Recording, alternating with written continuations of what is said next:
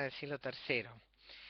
Terminamos con las asambleas o comicios por curias, por centurias, por tribus, en orden cronológico de su importancia. Las más antiguas eran por curias, después se le va agregando por centurias y finalmente en el siglo III la asamblea por tribus es quizá la más importante.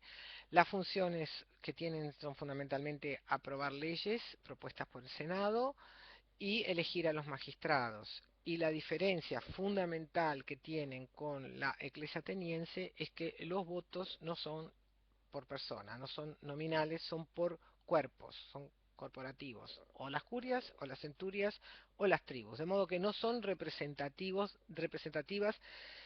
demográficamente, ¿verdad?, de sus votantes.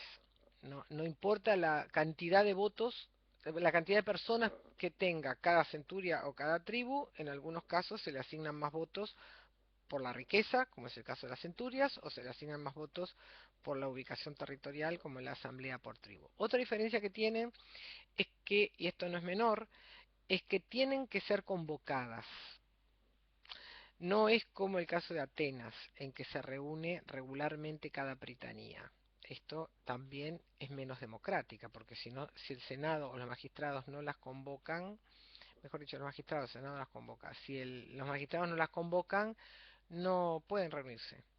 Y tampoco tienen iniciativa, o sea, pueden aprobar leyes, pero no pueden gestionarlas. Claro es que los magistrados proponen leyes muchas veces que salen de la voluntad de los ciudadanos, las asambleas, pero por sí solas no lo pueden hacer. Y entramos ahora al más complejo todavía escenario de las magistraturas. Y aquí sí voy a comenzar diciendo las diferencias que hay con Atenas. En el caso de Atenas, tanto los integrantes de las asambleas o del Consejo de los 500 o del Tribunal de los Eliastas son ciudadanos simples que incluso en el siglo V son elegidos por sorteo, con imposibilidad de ser reelectos inmediatamente, o sea que el grado de rotación que tiene la vida política ciudadana en Atenas es enorme. En Roma no es así. En Roma la política es una carrera, es una carrera. Y los magistrados no son esos servidores públicos que se eligen al azar eh, y que deben dar cuentas, incluso hasta los estrategas que no se eligen al azar, los jefes militares, deben dar cuentas antes, durante y después de su gestión. En Roma, una vez electo el candidato, a cualquier cargo, es autónomo, encarna el Estado. Es el representante del Estado, pero no debe, si quiere puede, pero no debe rendir cuentas ante ningún órgano. Para ser magistrado, por supuesto, hay que ser ciudadano pleno, hay que tener todos los derechos, hay que tener, bueno, esto es parte de ser libre, obviamente, ¿no? Y varón. Parte de haber obtenido el derecho de ciudadanía, que en Roma vimos, o vamos a ver, mejor dicho, que no fue igual en todos los casos. Hay algunos que sí tienen todos los derechos, otros que tienen algunos nada más, otros que no tienen ninguno. Este, deben tener, no sé si lo dije, mínimo 28 años, deben haber cumplido por lo menos 10 años de servicio en el ejército. Volvemos aquí, para ser ciudadano hay que haber sido soldado. Y tienen que presentar su candidatura con anticipación para que la gente lo conozca y pueda saber a quién elige, a quién vota, y presentarse con la túnica blanca en ese periodo, digamos, en que son candidatos, la túnica cándida, ante el Senado y el pueblo. No olvidemos que la República Romana, su sigla es Senatus Populus Que Romanus, o sea, el Senado y el pueblo de Roma. Es una combinación del Senado y de los comicios. Sin embargo, los magistrados son sumamente importantes.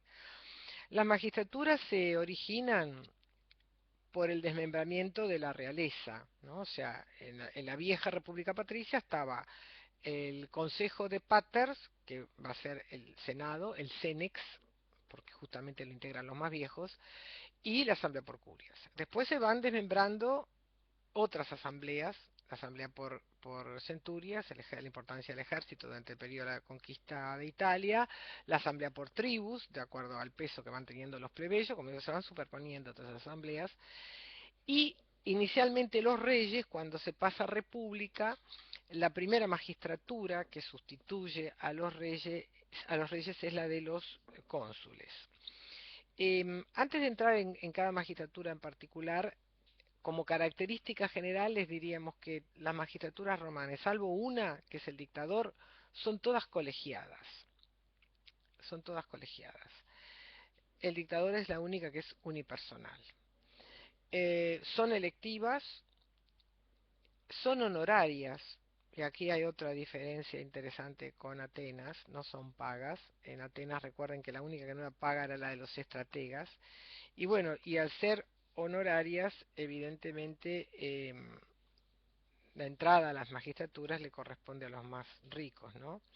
Bueno, son temporales, en la medida que son electivas, en general son anuales, y se dividen con distintos criterios, en superiores e inferiores, que ya lo vamos a ver. Esto está de acuerdo a la carrera de los honores, que es un orden jerárquico que tienen las magistraturas, en las que tienen imperium, que es mando sobre tropas, sobre armas, y las que no tienen imperium, y en las que son ordinarias y las que son extraordinarias. Eh, Podemos hacer un resumen inicial, decir que las superiores son los cónsules, los pretores y los censores, las inferiores son los cuestores, los ediles y los tribunos, estas son todas ordinarias, y las extraordinarias son el dictador, los decemviros, perdón, y los tribunos militares. También respecto a los poderes que tienen las magistraturas, bueno, dijimos que el imperium lo tienen aquellas magistraturas que tienen la posibilidad de comandar fuerzas armadas, tienen poder militar. En ese caso tenemos, por supuesto, el dictador, los cónsules, los pretores y los decemviros también tienen, y los tribunos militares. Después están las que tienen potestas, que es lo mismo que también tiene el Senado. O sea, hoy vendríamos a decir el poder ejecutivo, poder de decir, de hacer, poder civil, poder político.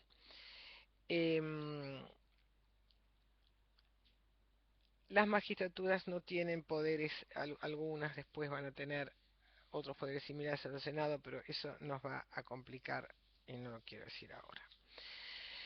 A partir del 180 a.C., o sea, en el siglo segundo, está un poquitito fuera de nuestro tema, pero conviene seguirle el curso a las magistraturas.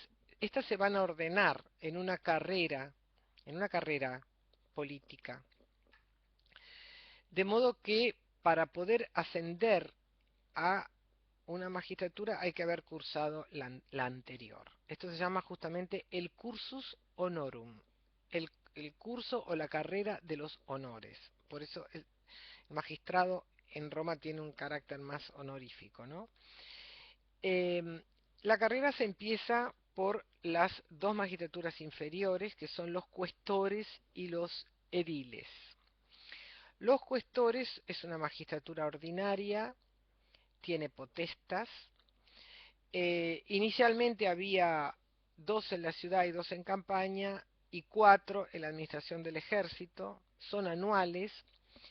Les debemos mucho a los cuestores porque son los custodios del archivo, de modo que son los que recopilaron, o por lo menos archivaron y impidieron que se perdieran, los miles, miles de decretos y edictos que produjo Roma hasta la codificación de los últimos emperadores, ¿no?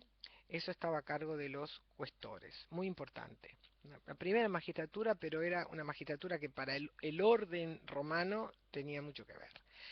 Después estaban perdón, tomaban también el juramento los magistrados. Cuando el magistrado asumía, quien le tomaba el juramento de los cuestores. Y administraban los fondos públicos, tanto los del ejército, las unidades del ejército, como los de la propia ciudad de Roma, como los de las provincias. Esto se va cada tanto, no sé por qué, estoy en tiempo, perfecto. Bien, la segunda magistratura de la carrera de los honores eran los ediles.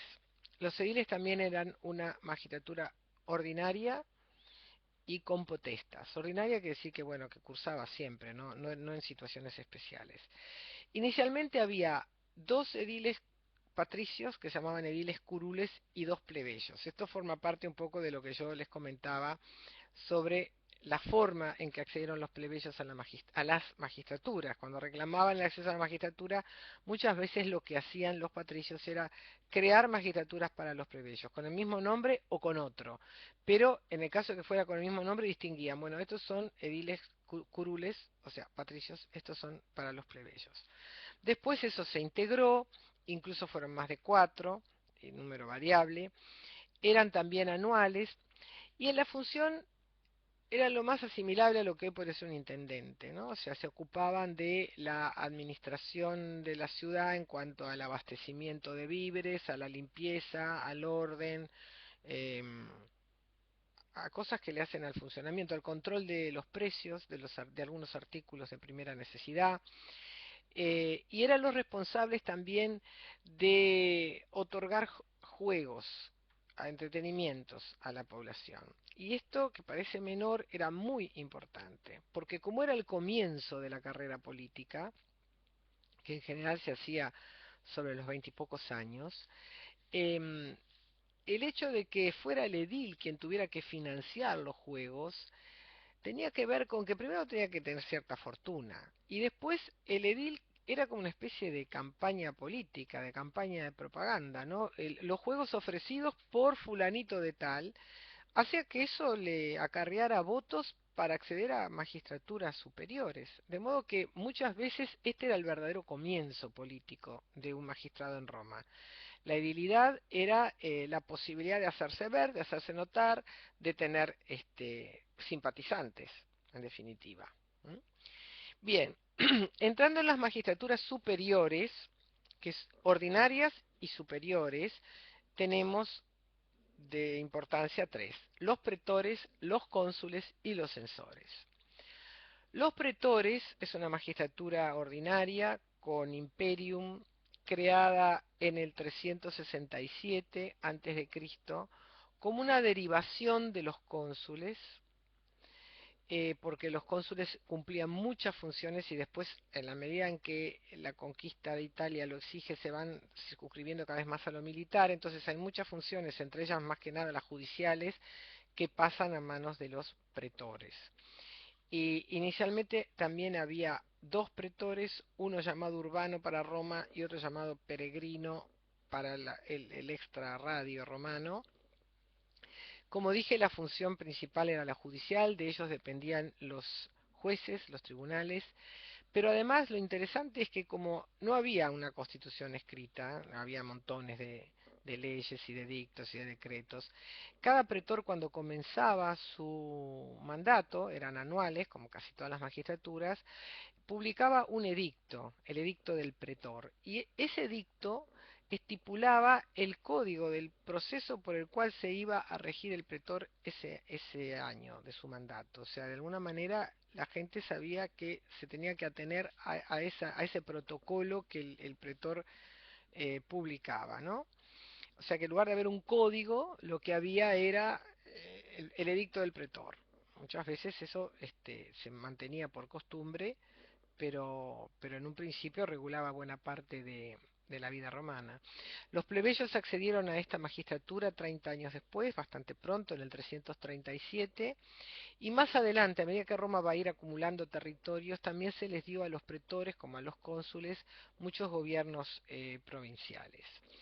Era una magistratura con imperium, eh, tenía poder de coacción, diríamos, Y eso se distinguía en Roma porque los magistrados cuando circulaban por la vía pública iban precedidos por unos guardias, los lictores, que iban con un as de varas, el fascio, el famoso fascio en el que se va a basar Mussolini para el nombre de su partido fascista, este, que en la época de guerra se le agregaban las hachas, y el pretor en este caso iba precedido por 6 lictores. Estamos en tiempo.